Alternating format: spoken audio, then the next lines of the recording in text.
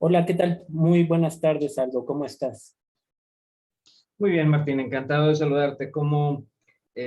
Vaya, cómo va la cosa? ¿Qué tal tu versión de la pandemia? Bueno, pues ahora sí, antes no salía de casa hace un año, pero bueno, pues hay que retomar actividades. ¿Y tú qué tal? ¿Cómo has estado?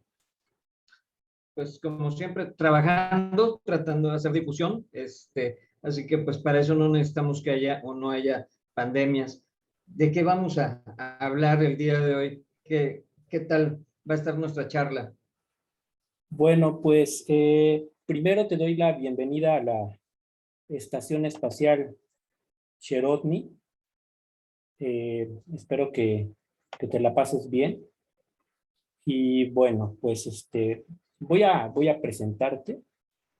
eh, Aldo Sánchez o Aldo Rodrigo Sánchez Tobar, Aldo Sánchez, ha publicado cuentos, columnas y poesía en el periódico El Porvenir y las revistas La Nave, La Roca, Liras, La Llave, Hiperespacio y Oficio. Es uno de los 40 autores de la antología Mundos Remotos y Cielos Infinitos que estamos viendo en pantalla, y que contiene en sus poco más de 400 páginas más de 90 textos y cuya primera edición es de 2012. El recopilador fue Fernando Arturo Galaviz Lleverino. Está prologado por Federico Schaffler y tiene un prefacio de Ramiro Garza. Aldo Sánchez participó con 6 textos. En 1997 fundó el colectivo Cronos, Tiempo de Todo. También es creador de la propuesta Modelando un Mundo Mejor, en el que es maestro de modelado en plastilinas. También ha realizado obra artística basada en ciencia ficción, horror y fantasía en materiales de reciclaje. Pues bienvenido, Aldo. Y bueno, pues en esta ocasión vamos a hablar de Ramiro Garza. El pasado 24 de septiembre falleció a los 91 años de edad. Ramiro Leonel Garza Treviño fue una figura importante dentro de la historia de la radio en México. Fundó y dirigió varias estaciones de radio, fue locutor, comunicador, productor. Como escritor, publicó poesía, ensayo, cuento. También fue uno de los fundadores del Centro Investigador de Fenómenos Extraterrestres, Espaciales y Extraordinario. Su interés en este tema se puede ver en su libro El rostro de Júpiter. Eh, en cuanto a ciencia ficción, fue autor de El Quinto Reino, del que nos hablará Aldo, y tengo una duda que también la adelanto, porque he encontrado que El Quinto Reino se publicó por vez primera en 1965, y también encuentro que El Quinto Reino, 13 narraciones sobre la dimensión N en 1966. Entonces, bueno, quiero preguntarle algo, si son exactamente el mismo libro en diferentes ediciones o son dos libros distintos. Pero bueno, algunas de las historias de ciencia ficción de Ramiro Garza, bueno, aquí vemos el Quinto Reino. Algunas de las historias de ciencia ficción de Ramiro aparecieron en la revista Contactos Extraterrestres. Esta revista la hacía la editorial Posada, se publicó de 1975 a 1982. Entonces, bueno, pues Aldo, ¿qué nos puedes comenzar a comentar acerca de la ciencia ficción de Ramiro Garza? Sí, Martín. Fíjate, te voy a dar un antecedente previo a esto y porque mucha gente me encuentra como referente de Ramiro. A mí digamos que me descubrió siendo un niño, entre comillas, prodigio, un comunicador regiomontano llamado Horacio Alvarado Ortiz. El licenciado Horacio Alvarado Ortiz precisamente era una persona, ya falleció, también él ya trascendió a una mejor conciencia, a un mejor universo. Este, Él era pues muy investigador de temas de lo paranormal, de lo extraterrestre. Él tenía una amistad muy profunda con Ramiro Entonces, me hace una entrevista por una novela de ciencia ficción que estoy escribiendo a los 13, 14 años, que se llama Piscis, y me remite con Ramiro, me dice, ¿sabes qué? Si tú quieres llegar a hacer algo en la ciencia ficción, habla con este hombre porque pues él es toda una autoridad. Entonces, el día que conozco a Ramiro, pues yo llego abrumado por el personajazo que es, o sea, porque todo lo que dijiste sobre él es cierto, pero es poquito. Aparte, él es padre de Ana Silvia Garza, de Jaime Garza, que también ya trascendió, abuelo de Mariana Garza de Timbiriche. Fue esposo en vida de Carmen Alardín, la mejor poetisa mexicana contemporánea. Entonces, Ramiro vivía imbuido en las artes, pero también vivía ensimismado en el mundo que nosotros llamaríamos ciencia ficción, pero para él era muy tangible, era terriblemente tangible. Sus palabras exactas el día de conocernos, repito, yo llego abrumado por todo lo que sé que él representa y le digo, don Ramiro, ¿cómo está? Un honor conocerlo. Y me dice, oye, mira, bájale 2 rayitas, aquí estamos entre amigos, soy tu amigo, y si me llama Ramiro empezamos a comunicarnos porque yo creo que hay 2 fuerzas que mueven el universo, la casualidad y la causalidad. Y no es casualidad que nos estemos conociendo, nos teníamos que conocer. Entonces, repito, eso eran palabras muy potentes dichas a un mocoso, un chamaco de 13, 14 años. Ahorita te estoy hablando con probablemente de la edad que tenía Ramiro cuando lo conocí.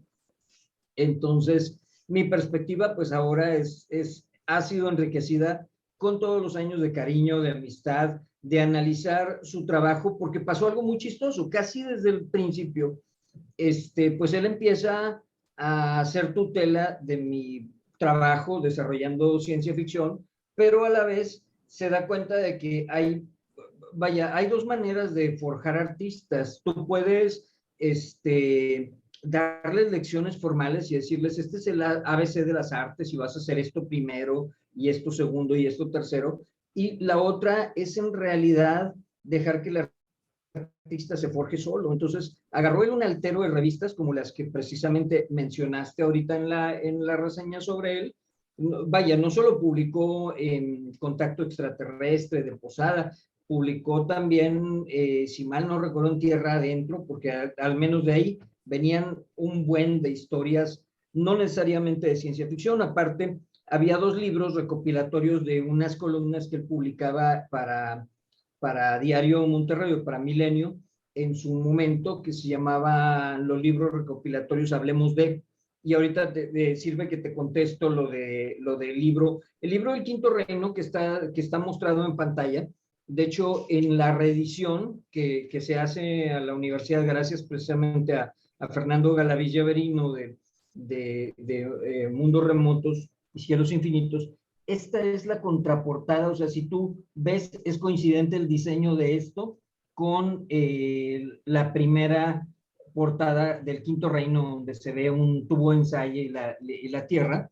Y esto es porque, pues, obviamente fue una edición muy artesanal de los años 60, donde Ramiro se autoeditó o lo editó de la manera tradicional offset de la época, y se agotó el libro. O sea, el libro se le acabó entre obviamente él ya tenía una audiencia tremenda como gente de la radio, entonces la gente lo dejó sin ejemplares del libro y por eso 2 años después hubo una segunda edición, todavía hubo una tercera de la cual no conozco a nadie que tenga ejemplares, probablemente, definitivamente hay gente que los tiene, pero vaya, yo no los conozco. Y la cuarta edición es la que se logra a través de la Universidad Autónoma en un momento muy oportuno. Qué bueno, maravilloso, lo celebro por Fernando Galaviz, de atraer la atención de la universidad y reconocer en vida a Ramiro en un momento en el que pues todavía estaba viva Carmen, todavía estaba él pues lúcido y consciente y con capacidad de sentir el cariño de la gente. Entonces, estuvimos participando, a mí me llamaron las Intermex precisamente en la Feria del Libro hablar de esta edición, porque la he revisado muchísimo. Te platicaba que mi relación con Ramiro va a que él me dio un altero de revistas de tierra adentro y me pidió que leyera todos sus cuentos y que seleccionara los mejores para ciertas ediciones. Entonces, digamos que soy una especie de estudioso de Ramiro Garza, o sea, desde muy chico aprendí a verlo, no tanto como el titán de la radio, ni como el creador de artistas o el director en ese tiempo del grupo Pipsa, que era lo que era el brazo comercial de Multimedios Estrellas de Oro antes de convertirse en el conglomerado Milenio que es ahora. Entonces, Ramiro se las sabía todas. Era un tipo que un día estaba creando un jingle para un comercial, otro día estaba detectando una nueva estrella de la canción, otro día estaba ayudando a afinar detalles de un guión para un programa de radio, y aún así se daba tiempo para estas historias maravillosas de ciencia ficción, de las cuales precisamente en tu primer contacto conmigo me mencionaste algo que muy pocos saben y que es muy bueno que lo tengas presente. Sí hubo una edición de un autor español sobre temas de ufología que lo contacta y le pide su cuento Los Misioneros, que es un cuento maravilloso. No sé si has tenido oportunidad de leerlo, pero es un relato impresionante, que va, si mal no recuerdo, como primer relato o como casi como un prefacio en su libro de Contacto Extraterrestre. Y vaya, aunque es una historia de ficción, es una historia de ficción tan tangible que lo terminas de leer y sientes, vaya, como lo decía originalmente el libro del Quinto Reino vaya, su leyenda, te la tengo que decir textual, pues las narraciones sobre la dimensión N, mucho de lo que publica Ramiro y que lo vuelve tan un clásico automático desde los años 60, es que casi todos los autores de ciencia ficción tratan de hacer una proposición futurista, es decir, el gran problema es que se atrapan en su propio tiempo, porque si yo en los 60 escribo sobre lo maravilloso que va a ser el mundo en el 2000, pues corro el riesgo de que llegue el 2000 y el mundo no haya cambiado tanto, que es lo que les pasó, por ejemplo, a 2001, una odisea del espacio, que pues ahorita en el 2020 es anacrónico lo que vemos, o sea, no sucedió como nos lo contaron o como queríamos verlo. Y en cambio, las historias de Ramiro están escritas en los años 60, pero léelas ahorita y siguen siendo vigentes. Entonces, esta historia de los misioneros, pues, narra cómo llegan a la Tierra a presentarse con las autoridades máximas del mundo, una serie de visitantes de extraterrestres, y dan un ultimátum acerca pues, lo peligroso que es el desarrollo armamentista, y entonces pues la gente actúa como es la gente en realidad.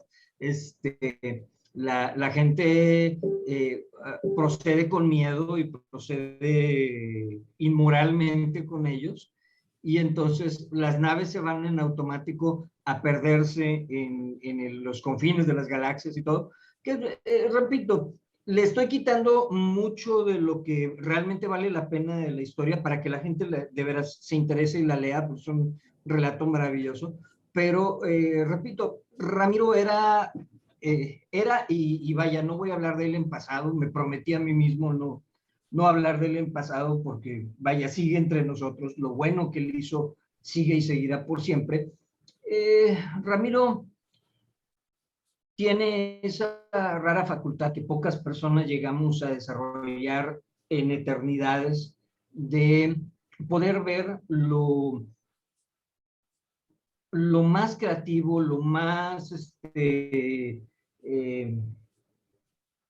vanguardista, en medio de lo más ranchero. O sea, para colmo, estamos hablando de un hombre que escribía ciencia ficción y que fue pionero de muchas cosas modernísimas en la radio en Nuevo León, en un lugar que estaba lejos, vaya, en los mismos años en los que Ramiro desarrolla carrera en la Ciudad de México, en la W, se están haciendo las cosas más trascendentes para el continente, aparentemente, y sin embargo, eran pueblerinas en muchos sentidos para lo que Ramiro realmente hizo en chiquito desde aquí. Y vaya, ahí me encantó, precisamente me metí a tu página y cuando vi Danae 6000, me encantó porque yo creo que es el primer cuento que me enganchó muy fuerte cuando era joven. Ese y Neroniana son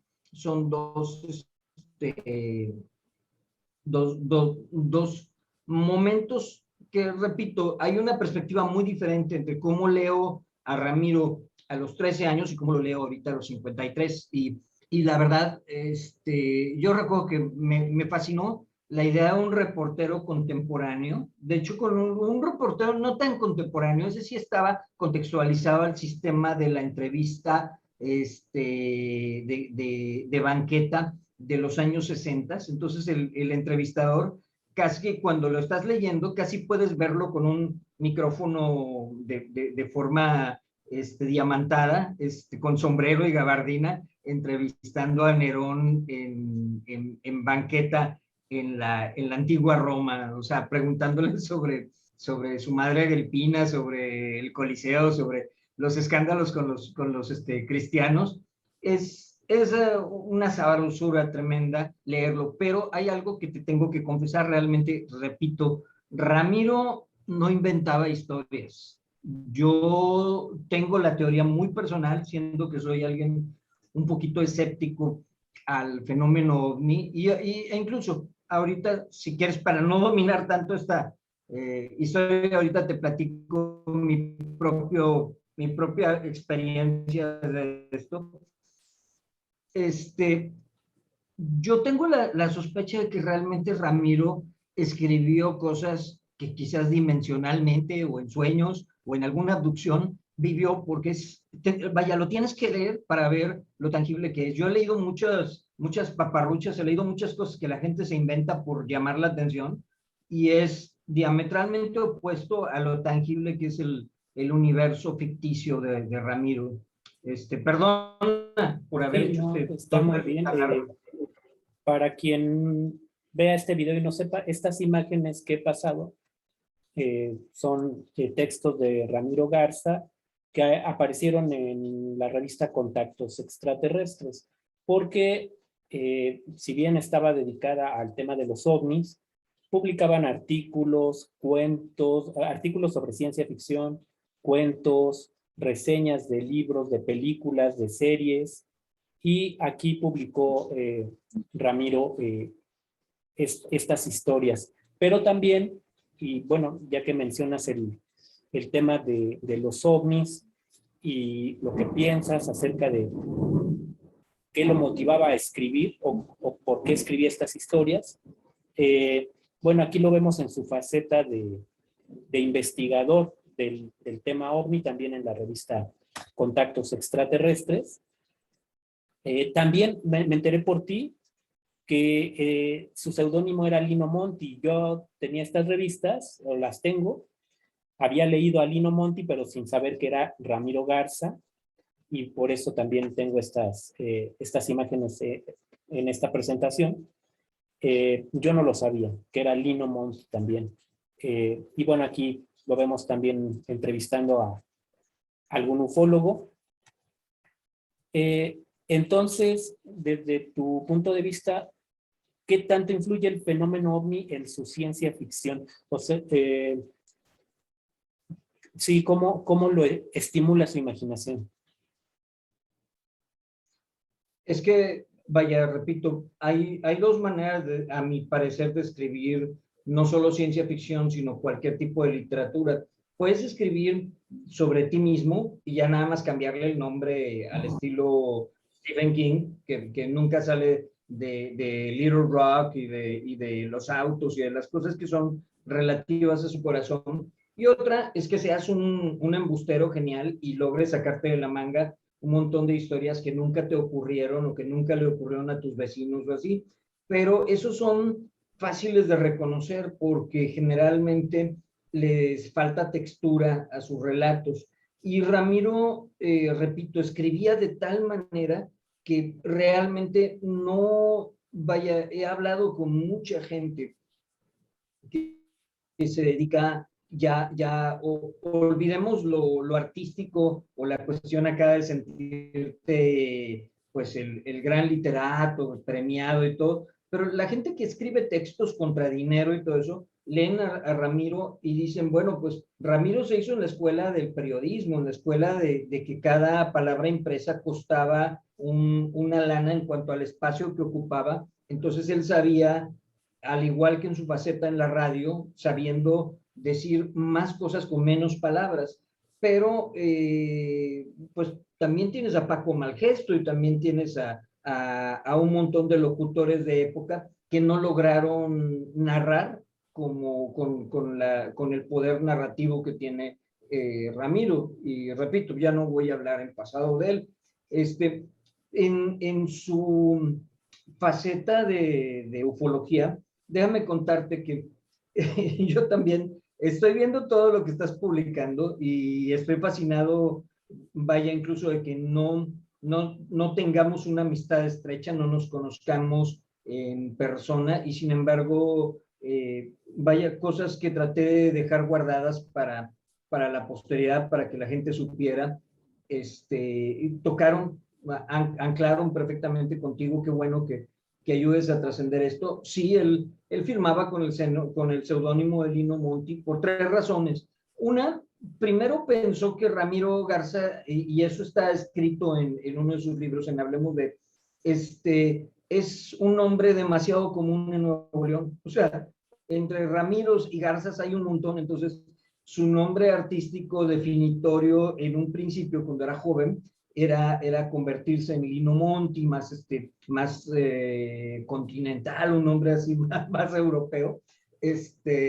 Y esa fue la primera de las razones. La segunda fue porque también empezó a cobrar cierto nombre como Ramiro Garza, hablando de otro tipo de temas un poquito más mundanos. Entonces reservaba el nombre de Lino Monti para ciertas cosas, para ciertas publicaciones.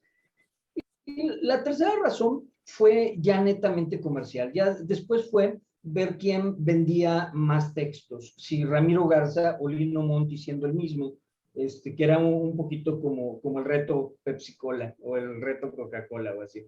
Entonces, esto es importante que se platique, me encanta que lo preguntes, pero también te tengo otra cosa que quizás no, si lo hubiéramos hablado antes de la entrevista, no te hubiera preparado para la información. Aunque yo soy escéptico, mi abuelo, el doctor Marcelino Tovar, él era un médico muy comprometido, obviamente, con la ciencia, con matar mitos. La gente llegaba con él con que los niños estaban empachados o con mal del susto o así.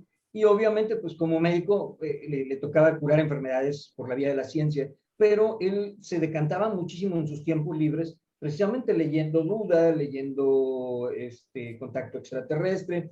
Le llamaba muchísimo la atención todo lo que era, pues no esotérico propiamente, pero la ufología era algo que le fascinaba. Y pues me heredó el gusto por ella.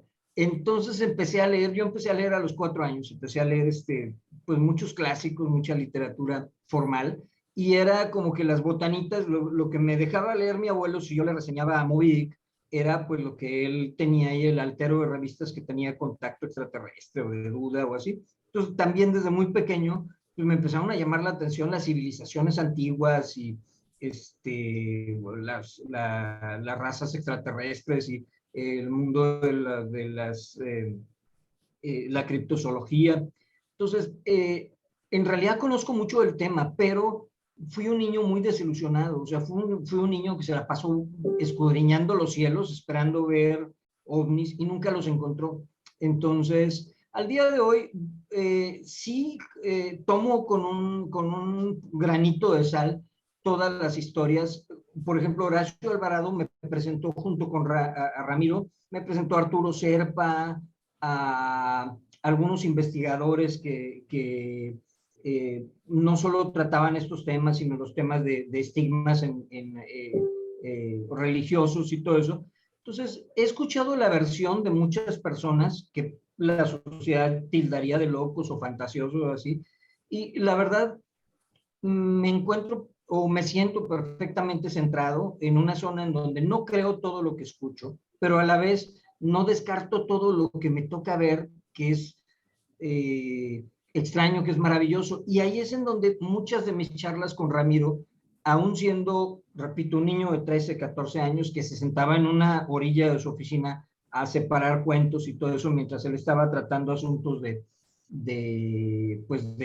grandes negocios en la radio y todo, eh, de pronto nos deteníamos a hablar sobre proyectiva de ciencia ficción y, por ejemplo, él hablaba conmigo de un tema que te comento, ahorita va a empezar a ser tema, o sea, vaya, nadie se le ocurrió pensar en algo que le preocupaba mucho a Ramiro. A mí Ramiro me decía, ¿sabes que el día que nosotros empecemos a viajar rumbo, o sea, fuera de la Luna, queramos empezar a visitar Marte y otros planetas del sistema solar, vamos a pasar por el cinturón de asteroides y vamos a causar un daño ecológico irreparable en el sistema solar? Y yo le decía, no, ¿cómo? ¿Por qué? A ver, explíqueme. O explícame. Y me decía, es que tú no te pones a pensar de que el equilibrio gravitacional planetario en nuestro sistema solar ha estado inalterado porque nadie entra y nadie sale del cinturón de asteroides. Pero conforme empecemos a posar vehículos en un asteroide que no tiene masa suficiente para tener su propia gravitación y todo eso, y que está balanceado porque ha estado deambulando en nuestro sistema solar, junto con otros fragmentos y todo, va a cambiar de trayectoria, muy poquito, pero eventualmente esos poquitos van a causar una lluvia de meteoritos que van a venir a caer a la Tierra y que nos van a devastar, o que van a empezar a impactar en otros cuerpos celestes, siendo que nunca hubo una razón para hacer tanto desorden. Y vaya, repito, te confieso que yo lo escuché a los 13 años y escuchaba en mi mente a un boomer demasiado preocupado por algo, vaya, para mí muy complejo, siendo que tenía mente de Star Wars yo en ese momento. Para mí, todo eran viajes planetarios de navecitas ridículas, sin ningún tipo de preparación para viaje transespacial y todo el rollo. Y ahorita, a mis 50 años, viendo, por ejemplo, la proyectiva que hay de hacer minería a través de SpaceX y otros proyectos de viaje espacial, sí me empieza a preocupar. O sea, sí empiezo a preocuparme de qué es lo que va a pasar ahora que ya no es territorio de la ciencia ficción, pero repito, Ramiro en 1984 me estaba hablando de eso. Estamos en el 2021 y repito, del 84 al 2021, échate tú tu propio clavado en internet y pregunta si alguien está hablando de esto, si alguien está tocando el tema de qué tan ético es cruzar el cinturón de asteroides y alterar las trayectorias de los asteroides en mucho o en poquito, posando naves que se traigan un asteroide porque lo encontraron lleno de plomo, o lo encontraron lleno de oro, de uranio, de lo que tú quieras. Y repito, para Ramiro, volvería yo a la pregunta, ¿por qué le preocupaba tan tangiblemente a un señor que trabajaba en la radio, si no hubiera sido porque quizás, fuera de mi capacidad de juicio, o de la tuya o de la de nadie, tal vez él sí viajó por el sistema solar, o sea, o tal vez él sí habló con alguien que tenía una visión mucho más global que la de nosotros.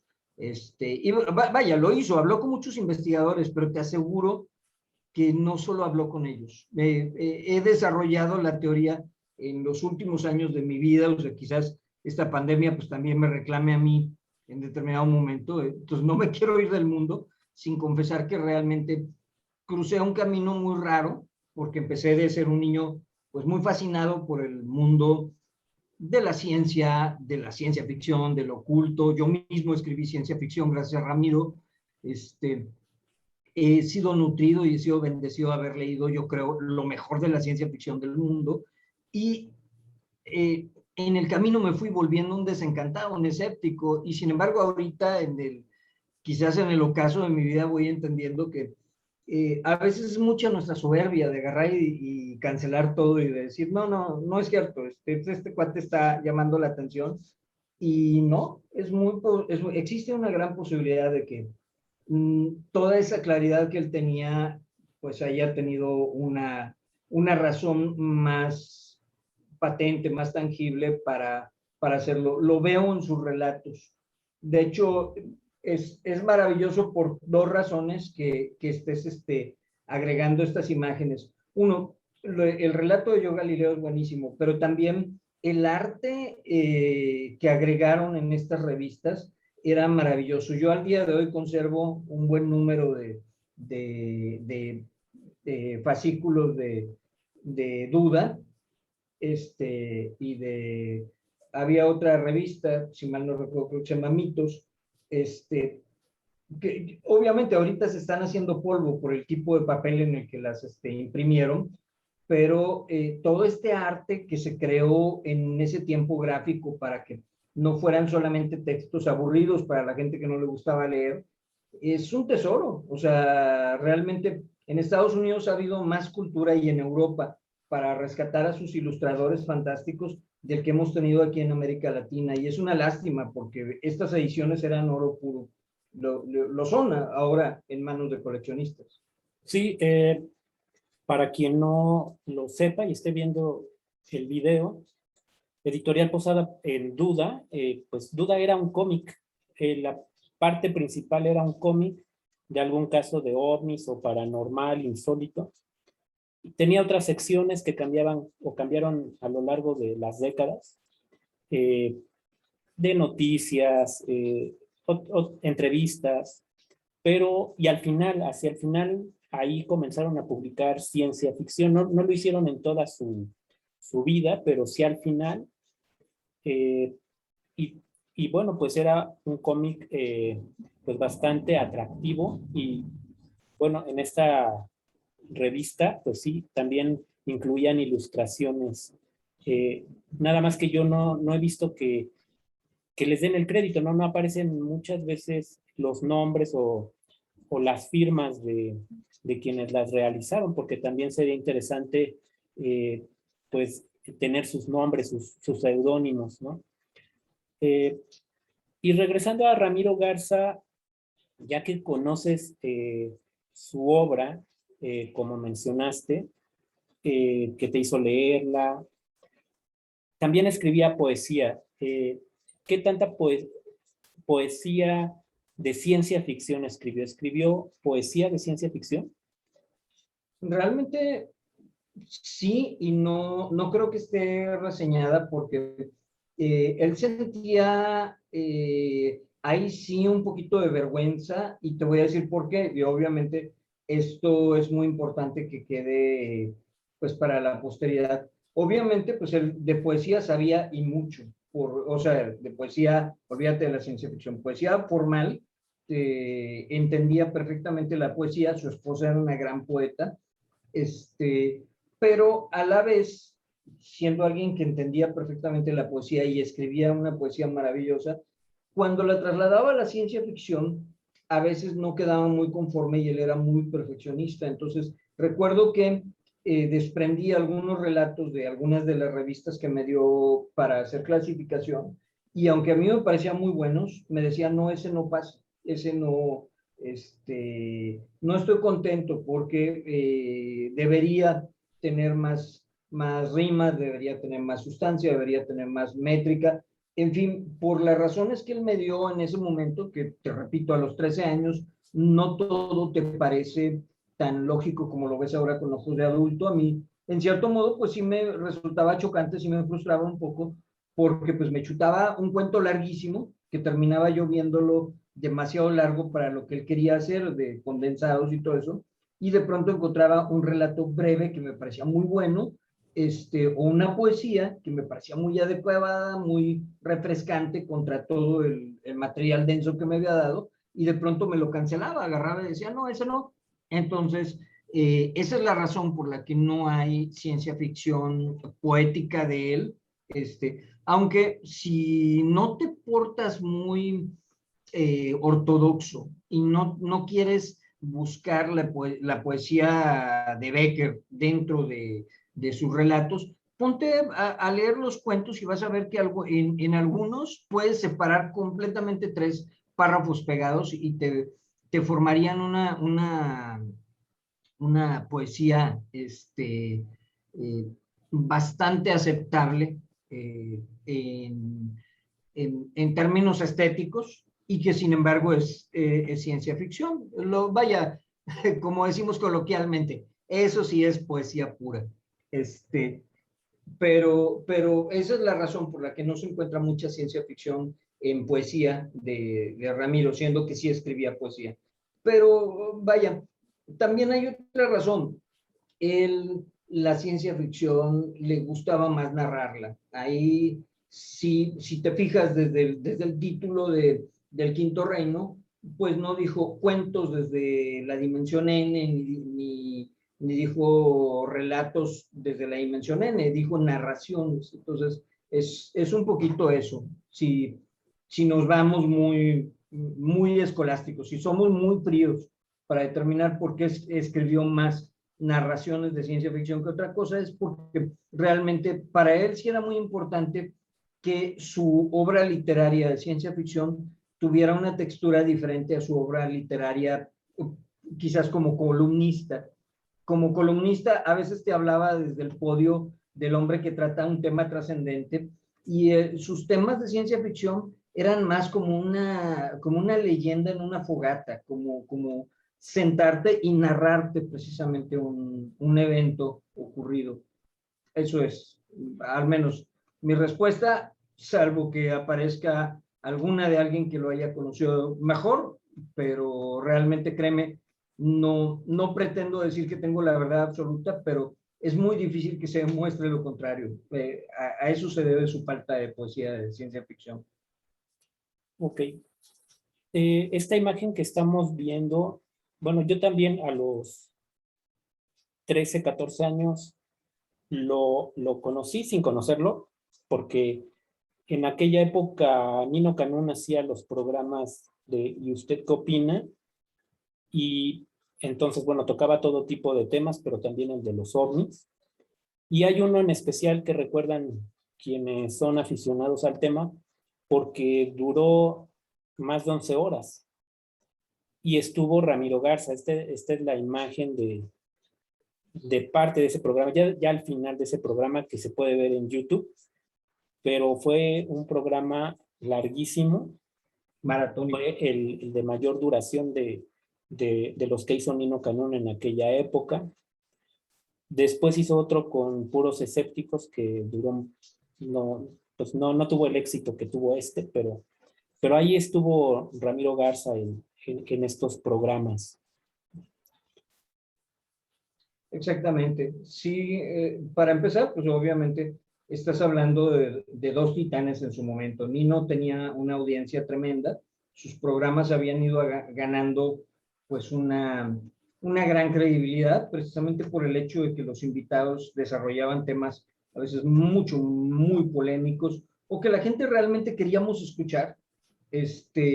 Y del fenómeno OVNI reunió muy buenas voces, como bien lo mencionas, fue maratónico, sin embargo, no me ha tocado hablar con nadie que lo haya visto, que me diga que se cansó, que esperaba que se acabara el programa. Por el contrario, mucha gente se quedó esperando más. Y Ramiro fue la cereza en el pastel, fue realmente quien habló con mayor... En ocasiones el gran problema del fenómeno OVNI es que tanto quien lo defiende como quien lo ataca puede caer en el asunto del adoctrinamiento, de que lo escuches como alguien que te quiere vender algo desesperadamente.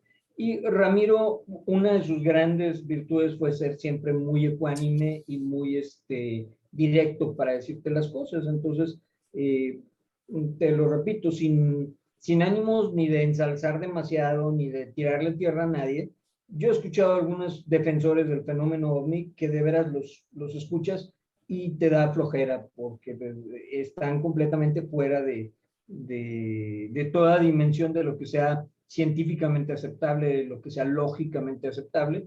Y con Ramiro definitivamente había propiedad en todo lo que decía. Y Nino, pues era un comunicador muy hábil en ese momento para sacarle la verdad a la gente, o sea, para hacer que la gente sintiera ganas de decir en un programa abiertamente al micro, cosas que durante mucho tiempo en la televisión no se conocían, o sea, en el contexto histórico estamos hablando de mediados de los años 80, casi principios de los 90, cuando tiene mayor fuerza Nino Canún, pues veníamos de una televisión en donde todo se decía por lo bajito y tenías miedo de decir de más porque te cancelaban. Había gente que estaba en la cúspide en los medios y decían algo que no fuera políticamente o religiosamente o socialmente correcto y ¡pum!, de un día para otro ya no estaban. Entonces, yo creo que fue un gran momento, fue un momento maravilloso. Yo mismo tengo mi anécdota con Nino, le mandé una animación y curiosamente era del tema que a mí me fascina, que es ciencia ficción. Entonces hice una animación en plastilina donde decía, Nino, hay vida en mundos extraterrestres, y entonces los invitados de su panel eran Yoda y Darth Vader y un alien y X, Y, Z, y usaba mucho el lenguaje que la gente estábamos acostumbrados a ver en el programa, que el cuate le decía a su productor que le aguantara el corte porque pues, ¿cómo se llama? El panelista estaba hablando demasiado, o el panelista que se ponía loco que defendía su camiseta así bien fuerte. Entonces, creo que fue un momento maravilloso, histórico, compartir tiempo y contexto con gente como Ramiro. Repito, yo no estuve en ese programa, pero esa fotografía corresponde precisamente al tiempo en el que estoy colaborando estrechamente con él. Yo cada tarde pues, salía de la secundaria preparatoria, no me acuerdo, y su oficina de Pipsa estaba en multimedios en el canal 12 de Monterrey, que si te doy una ubicación geográfica, es como que saliera de esta casa, que es tu casa, y caminara 4 cuadras, y a las 4 cuadras estaba este gran emisor de televisión y de radio, donde estaba también la T Grande, la estación de radio equivalente a la W en México. Entonces, pues ahí estaban los titanes, ahí estaba Ramiro, ahí estaba Rómulo Lozano, ahí estaban las personas que hacían la televisión y los medios en ese momento. Entonces, fue un momento muy sabroso, fue un momento que me marcó en el sentido de que hay personas que se sienten muy apabulladas por la gente de los medios, o sea, de pronto sienten o mucho nervio o mucho compromiso o quieren ser sus amigos para ser igual de famosos. Y para mí no, fue algo divertido llegar en mi bicicleta, estacionarla así a un lado, ir a sentarme al lado del escritorio del señor famoso que estaba, repito, firmando papeles y todo el rollo. Y conocí gente en ese tiempo que no te imaginas. Para la gente que nos está escuchando, que quizás le gusten estos temas, pero le gusten otras cosas, como por ejemplo el anime, me tocó entrevistar hace muchos años en una convención de cómics a Marisa Elil, que era una gran cantante y sigue siendo una gran cantante, pero que ella grababa jingles en Pipsa para comerciales chiquitos, y que ella de hecho es la voz que canta algunos de los temas de intro, de salida de animes conocidos, y que pues platicando, entrevistándola, le dije, oye, pues yo te recuerdo, yo te veía ahí en Pipsa y todo. Y dice, ay, tú eras el niño con cara de enojado, ¿verdad? Pues, sí, yo tenía cara de enojado porque pues yo veía a pura gente famosa o pura gente, no sé, con el aura de artista entrar y salir de ahí. Y yo generalmente llegaba pues a tomar notas y hacer pues trabajos de redacción para Ramiro. Entonces, repito, vi una playa de artistas que al día de hoy pues tengo una visión un poquito más desencantada que la gente que solamente los escuchó en la radio o los vio en la televisión. Me tocó verlos llegar haciendo berrinches, e incluso Ramiro siendo pues el manager, el conductor, el hombre que los ayudó a desprenderse del aura que traían de artista salvaje y todo, y convertirse pues, en personas que realmente pertenecían a la comunicación. De hecho, mucho el nacimiento del personaje de Flavio César, que era compañero mío de la escuela, cantante, se perfiló ahí en la oficina de Ramiro, en Grupo Pipsa. Y pues repito, eso espero que enriquezca un poquito tu programa, porque no nos deja en el mero contexto del contacto extraterrestre, pero así es, las personas que fueron definitorias aquí en México para los temas de ufología, fueron personas de carne y hueso que tenían una vida personal. O sea, hay una anécdota, no sé si la conozcas, muy bonita sobre Pedro Ferriz.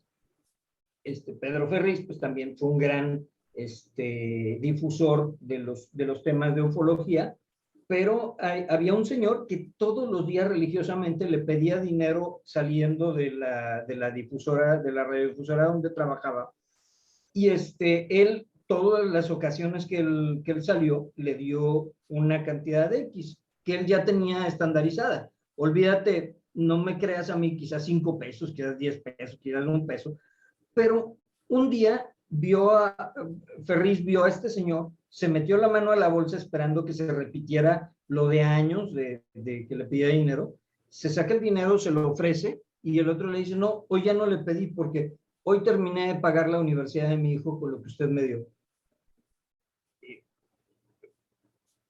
Repito, es esa faceta humana, esa faceta que quizás a veces se nos pierde en la cacofonía del ruido y de las opiniones y de cómo creemos y endiosamos a los comunicadores, y a algunos les damos de más, pensamos que son grandes personas con gente muy pedante o muy ensimismada, muy llenos de sí mismos, y a veces se nos olvida que también hubo personas, repito, a Ramiro, muchas personas le deben su carrera y no, quizás, ya perdieron la oportunidad de agradecérselo en vida. Yo jamás voy a dejar de agradecerle a Ramiro las muchas cosas que alcancé gracias a sus consejos, gracias a su paciencia, gracias a esa gran calidad humana que le ha caracterizado por siempre. Y repito, yo creo que todo eso entra en el mismo discurso. El gran hombre dentro de la investigación pudo haberse quedado simplemente como un escudriñador de cielos, un tipo que se la pasara diciendo que había luces en el cielo, o que tenía una foto, una Polaroid borrosa de pie grande. Y no, él abrió un centro de investigación, o fue cofundador de un centro de investigación ufológica, porque él creía que realmente era un tema para investigarse seriamente.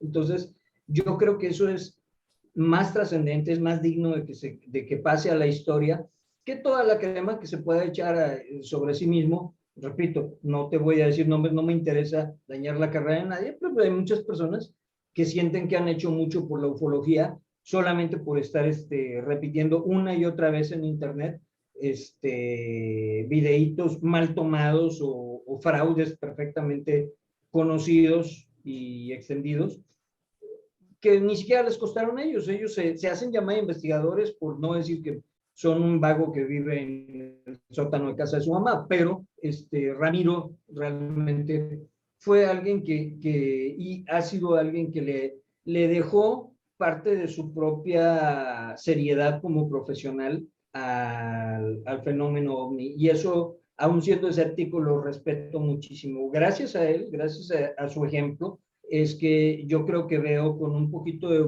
mejores ojos, habiendo tanta gente que vive el fraude, a todos los investigadores de la ufología que van empezando, que van comenzando a despuntar y a tratar de dirimir en medio de tanto ruido que hay, qué es cierto y qué no.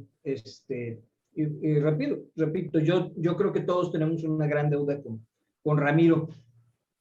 En cuanto, bueno, tú has escrito ciencia ficción, ¿qué consejos recuerdas que te haya dado Ramiro o a otras personas, a jóvenes que quisieran comenzar a escribir? ¿Les dio algún consejo? ¿Escuchaste que les diera algún consejo al respecto? ¿Tallereaba él? Sí, pero no como mucha gente lo imagina, o sea, porque él no tenía el ego de abrir su taller de clones de Ramiro Garza, donde le decía a la gente, es que si no escribes como yo no eres bueno. Él tenía un sistema muy bonito. Hubo un tiempo en el que no pude irlo a visitar a su oficina porque estaban haciendo remodelaciones. Entonces en Monterrey, en ese tiempo, en las farmacias Benavides, eran unas farmacias regionales, tenían una cafetería, algunas de ellas, muy al estilo de Sanborns en chiquito, Sanborns ranchero.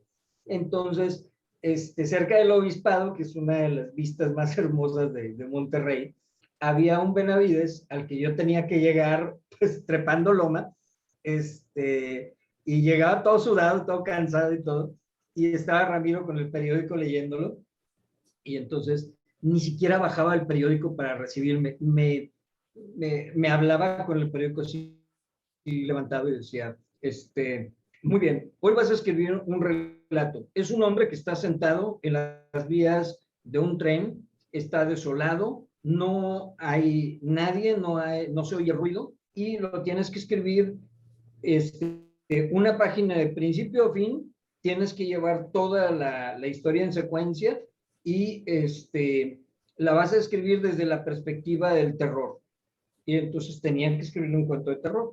Lo terminaba, me decía, ¿ya terminaste? Sí, pásalo por debajo del periódico. Entonces ni siquiera había contacto visual, lo pasaba y oía nada más que empezaba a hacer ruidos. ¿Qué es esto? ¿Una carta a tu novia? ¿Estás escribiendo?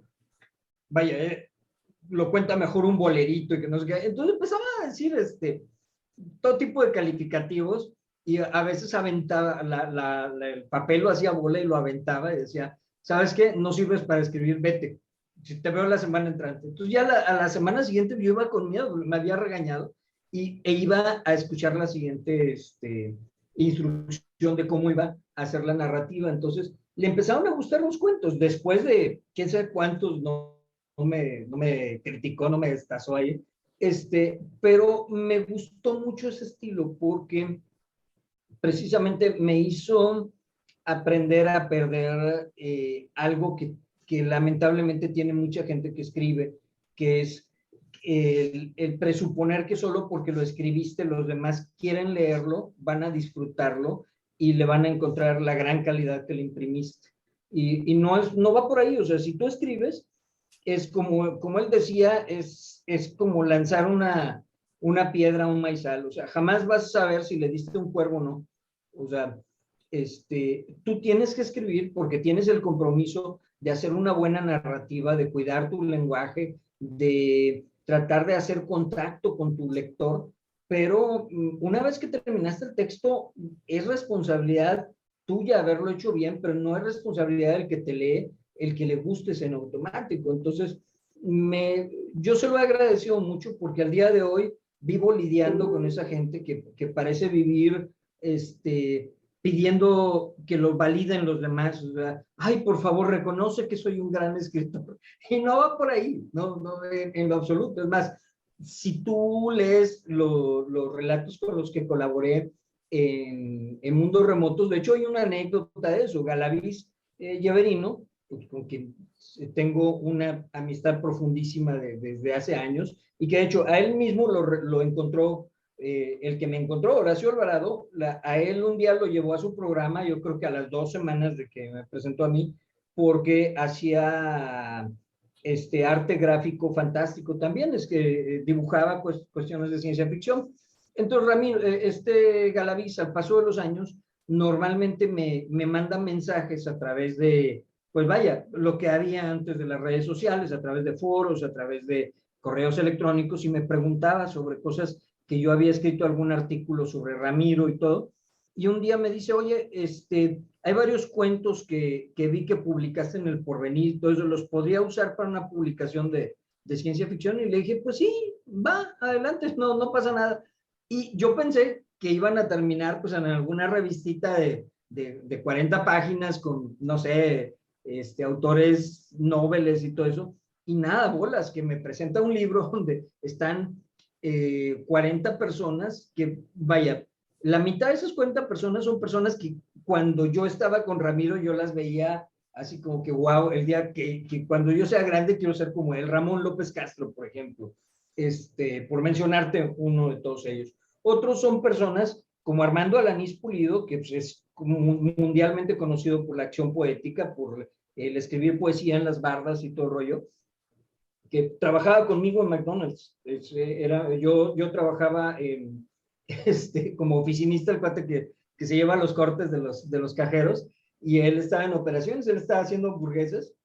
Y sin embargo, pregunta qué tiene que ver Armando y sus bardas en la ciencia ficción, tiene mucho que ver. O sea, vale la pena leer la participación de Armando. Está Jorge Chipuli, está Norma Yamile Cuellar. Norma llegó precisamente a talleres que yo estaba ofreciendo de redacción y es una súper escritora. De hecho, es una de las pocas escritoras mexicanas que escribe novela negra o novela policíaca. Eh, Alfonso Teja, que estaba entre el cuerpo de periodistas que fundaron ECO y que precisamente su tema conductor a la ufología es que él estaba entre el cuerpo de periodistas que trabajaba con Juan Ruiz Gili y con Jaime Maussan en 60 minutos. Entonces, vaya, repito, lo maravilloso del mundo en el que vivimos es que todo tiende a conectarse, todo tiene un enlace, todo tiene, como decía Ramiro, en el mundo existen dos contrapesos, la casualidad y la causalidad, y la causalidad es la que me llevó a conocerlo, y gracias a él a apreciar y a reconocer la trayectoria de montones de personas. Repito, cuando Galaviz me dice que quiere unos cuentos y yo pienso que le estoy autorizando que reimprima algunos de mis cuentos en alguna revistita que va a terminar como pues el ego de alguien de decir, ay, me imprimí una antología de yo y mis cuates, y en realidad termina siendo un libro que, por si no lo sabes, también te lo dejo como un dato para tu audiencia. Hay un investigador de la Universidad de Florida que está tratando de guardar un archivo de todo lo que se haya publicado a nivel mundial en ciencia ficción. Entonces ya este libro, Mundos Remotos y Cielos Infinitos, está preservado ya para la posteridad, independientemente de que se hagan reimpresiones o no, o se autorice eventualmente que se vuelva a hacer una segunda parte o una expansión del libro. Al menos lo que ya se rescató, que son los pioneros, entre ellos la maravillosa participación de Ramiro, la de Schaffler y también pues el visto bueno, el apoyo de Jodorowsky, que repito, hay quien tiene favoritos y quien no los tiene, pero quien quiera cancelar a Jodorowsky de su participación en la ciencia ficción, que es definitiva en todos los aspectos y en todos los sentidos, pues se deja llevar mucho por sus emociones, porque en realidad no puedes hablar de ciencia ficción y dejarlo a él fuera. Su contribución ha sido indiscutible. Entonces, vaya, repito, hablarte ahorita a mis 53 años de haber tenido el privilegio de que por vueltas de la vida yo pensaba que solamente había sido un niño que le gustaba mucho leer sobre ciencia ficción y leer a Isaac Asimov y a Harlan Ellison y todo eso. Y al día de hoy, por angas o por mangas, me ha tocado estar sentado al lado o ser colega de personas que yo admiraba muchísimo y yo que pensaba que en la vida iba a tener alguna relación con ellas. Y pues he tenido el privilegio, repito, de vivir desde la zona de la admiración en una franca amistad con muchas personas que han sido, pues, no solo pioneros, sino pilares de la investigación paranormal, de la investigación ufológica, ¿cómo se llama?, de la ciencia ficción. Y por qué no, a final de cuentas, lo que esquiva todo el mundo, a lo que le tienen pánico cuando hablan de ufología, por ejemplo, o de ciencia ficción, es entender que todo casa en lo mismo.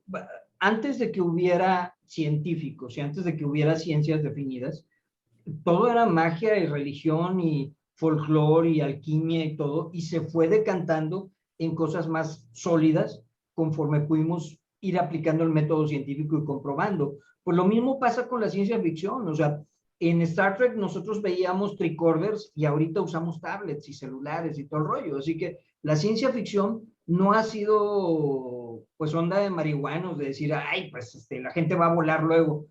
Es en realidad un ejercicio de un poquito de ciencia, un poquito de lógica y un mucho de imaginación. Y eso no te lo dice Aldo, te lo dice Ramiro en la boca de Aldo a muchos años de que yo lo escuché de él, porque eso me dijo. Así define él la ciencia ficción. Pues muchísimas gracias, Aldo, por tu tiempo, por platicarnos todo esto de Ramiro Garza, de la ciencia ficción, la ufología. Eh, Espero en un próximo capítulo de Visita a la Estación Espacial Cherotni hablar de tu trabajo en la ciencia ficción, en el modelaje de plastilina. Y no sé si por ahora quieras agregar algo más acerca de Ramiro Garza. Acerca de Ramiro, agradecerte el trabajo que estás haciendo en dejar documentado su trayectoria, su grandeza, su valía en este mundo. Precisamente en una junta esta semana hablaba con alguien que estaba muy enfrascado en hablar de la muerte por la fecha que vivimos, por estar cerca del otoño.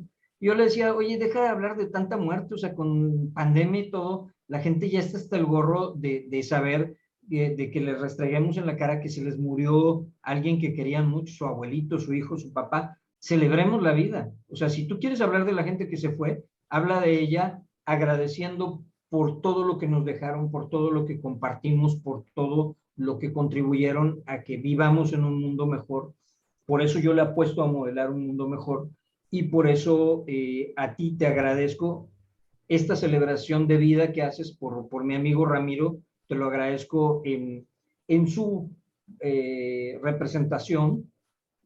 También te agradezco muchísimo el rescate que estás haciendo de material de ufología a través de tu espacio, porque realmente, repito, hay de todo en este concierto, hay mucha cacofonía, muchos ruidos, pero lo que estás haciendo es muy bonito, es preservar, yo creo que lo que más justificó la investigación ufológica, y eso realmente te lo celebro, te lo agradezco, y ya conmigo tienes un admirador y un amigo, francamente, y para tu audiencia, pues, en lo que podamos seguir desarrollando estos temas. De hecho, ya fuera de entrevista y fuera de cámara, te voy a dar los nombres de algunas de las personas que no mencionamos o que sí mencionamos, para que los contactes y también tengas su propia versión de los hechos. Vas a hablar con gente maravillosa. Pues muchísimas gracias, también cuenta con mi amistad y pues que estés muy bien y nos vemos muy pronto. Hasta Hasta luego. siempre, que estés muy bien.